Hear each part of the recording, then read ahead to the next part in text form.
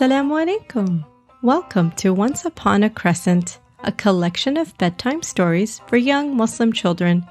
I am your author and storyteller, Mrs. Hashmi. Are you ready to travel to a land far, far away? Tonight's bedtime story is called The Lost Lego. In a brightly lit bedroom, a 9-year-old boy, Arhan, was holding back tears of frustration in his room. An entire hour passed by, and he still couldn't find it. Arhan was looking for his Lego pieces all morning long. He has 4 ninjas set up and ready to fight the evil Gormadon villain who's trying to destroy the entire Lego city. This villain was going to stomp over buildings, crash into a Lego tower, and the final showdown fight between himself and 4 of the most noble and worthiest ninjas was about to begin. But this final fight can't even happen because Arhan can't find the ninja weapons that go with this. Because Lego pieces are so small and hard to find, Arhan always had an organized way of keeping his Legos inside bins, or cases, or small boxes that were within his reach in his bedroom. But lately, his younger siblings have been wandering around in his room, touching his things and putting them all out of order. His toddler 3-year-old brother Muhammed loves to copy Arhan. Muhammad doesn't even know the real story of the Ninjago, but you should hear how he makes up his own stories about the characters. Ninjago is the place where you fight and where adventures fight.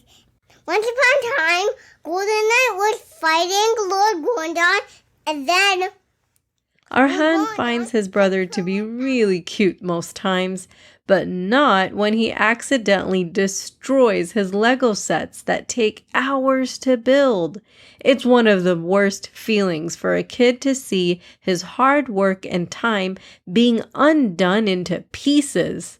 Arhan didn't mind Muhammad because at this age, at least Muhammad has some level of understanding for Arhan's favorite toys.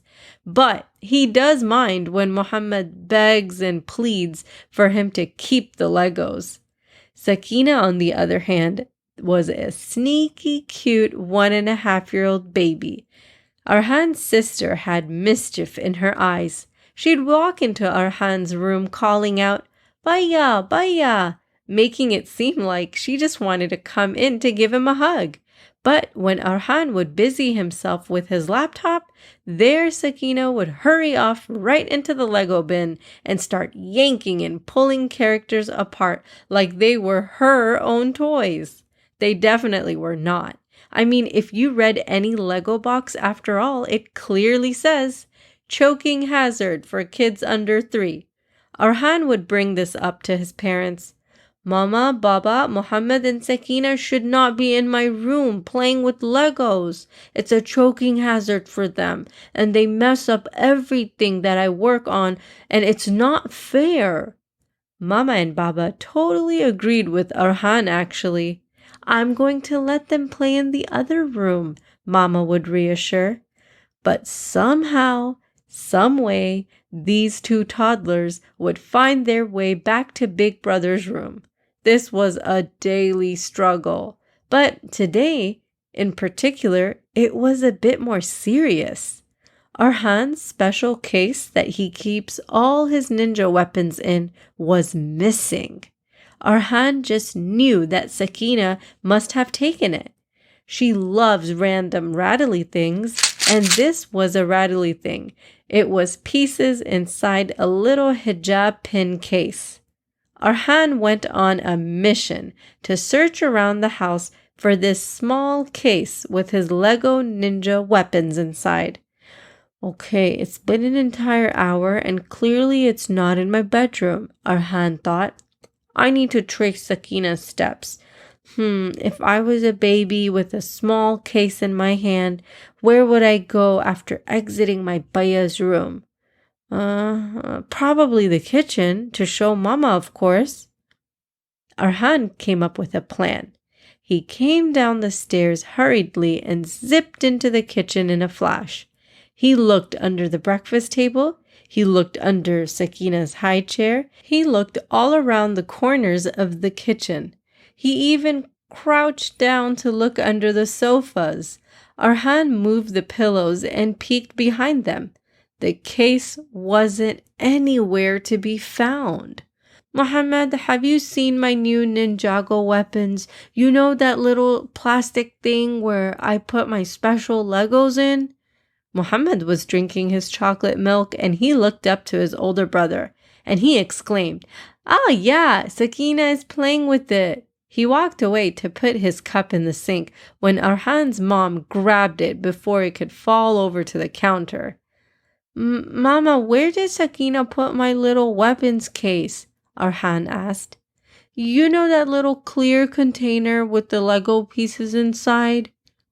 Arhan was getting impatient. Okay, I will help you look for it. I saw her. I saw her shaking it in her hand earlier. It should be here somewhere, sweetie. Let's look together." Mama had Sakina on her hip. Sakina was playfully pulling Mama's hair and babbling to herself. Mama put her down and Arhan looked at his baby sister angrily and said, "Oh, Sakina, why did you have to come in my room? And why did you have to touch my things?" Mama dug through Muhammad and Sakina's toy chest to see if she could find it there. Arhan got on his knees and helped his mom. They spent a long time sifting through the random pile of toys and puzzles and stuffed animals in hopes of finding that little plastic container. "So sorry, sweetie. I tried to help, but it's not here. Maybe Sakina didn't actually take it," Mama said. "Maybe what I saw in her hand was a different container that she found lying around somewhere. Maybe it's somewhere in your room?" "Mom, it's not. I looked everywhere in my room. I know it didn't just disappear. Things don't just poof vanish. I don't understand where it could have gone." Arhan took a deep breath and closed his eyes. He started to get teary with frustration. "Sorry, Mama. I don't mean to dump my anger on you. I'm gonna check in the laundry room. Sakina plays in the shoe rack there, so maybe she dropped it there." Muhammad went with Arhan to help. "Baya, Baya, Baya." Muhammad kept trying to get his older brother's attention. "I need to tell you something, Baya." Arhan was feeling very irritated, but he tried his best not to show it. "Yes, Muhammad, what do you need?" "Baya, did you know elephants have feelings?" he said, sticking a toy plastic elephant at Arhan. "Muhammad, what does that have to do with anything? I'm trying to do something right here." "Baya, come play with me," he replied. "No, I have to find my stuff." Muhammad was not letting go. "Baya, did you know that owls can see really well and they can turn their head like this?" Muhammad said, struggling to crane his neck further. This time, Muhammad held up his other hand to show him an owl toy. Arhan was feeling stressed out. "Muhammad, stop! Just go play by yourself. I'm doing something here." With that, like a fire engine, Muhammad started to wail at the highest possible volume. "Baya's being mean to me." Arhan looked at his mom and said, "No, I'm not. I'm just trying to find my stuff. It wouldn't have been lost if it wasn't for the both of you. You both come into the room and try to pick up my Lego sets and move them around. They're not age appropriate for you guys." Arhan was red in the face. Mama walked in between the boys and tried her best to calm the situation down. Okay, listen here. Let's take a breather. Inna lillahi wa inna ilayhi rajiun. Inna lillahi wa inna ilayhi rajiun, Mama said calmly. "But Mama, that's what you say when someone passes away. Why are you saying that out loud now?" asked Arhan. I know, but you're also supposed to say it when you lose something valuable. Arhan looked up at his mom and asked, Wait, you think my Legos are valuable? Mama smiled. Yes, I do. It's important to you, so it's important to me. How about this? We will pray Maghrib together now that Baba's home, and we'll all join you to look for it here in the prayer room after Salah. Sakina always plays here when I'm cooking. Maybe if she did have it and that little container that she was holding was that, she may have left it around here somewhere in the Salah room. Arhan was still feeling pretty hurried up. He was feeling stressed because of the time. He wanted to find his weapons now. His ninjas were paused mid-battle, and he really wanted to finish playing before it was time for Salah, and then it would be time for dinner. Mama, let's look for it now. I want to pray later. I don't want to pray right now, Arhan insisted. Mama was already smoothing out the prayer rugs on the floor. She held Arhan's hand and came close to him for a hug. Mama said, I know you feel like you won't have time to play if we don't find it right this second as soon as possible. But I promise you, you will have time. I'll give you an extra 20 minutes after Salah and after dinner because I see how much time that you spent just looking around the house for this very specific toy. I get it. You lost precious playtime. I'd be stressed out too. Arhan hugged his mom and felt so relieved to hear her be fair and understanding. Mama, wait for me, okay? I have to use the bathroom and I'm gonna go do wudu. I'll be right back. Arhan sped to the bathroom to get ready for Salah. When he returned, he found his family standing in front of the prayer rugs, patiently waiting for him to join.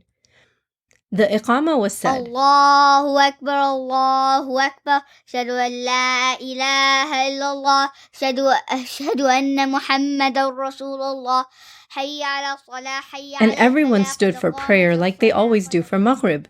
Arhan went into ruku and then bent all the way down for sujood.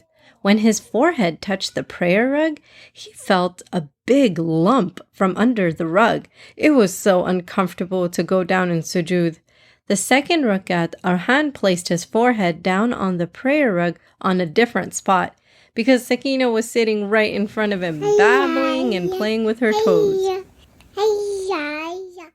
In the third rakat, Arhan went down for sujood, but as he placed his forehead down, he felt the edge of that object next to his head. And immediately, Arhan had a thought while in sujood. He made a dua while he was in sujood and thought, oh Allah, please let that be what I think it is. Subhana Rabbi.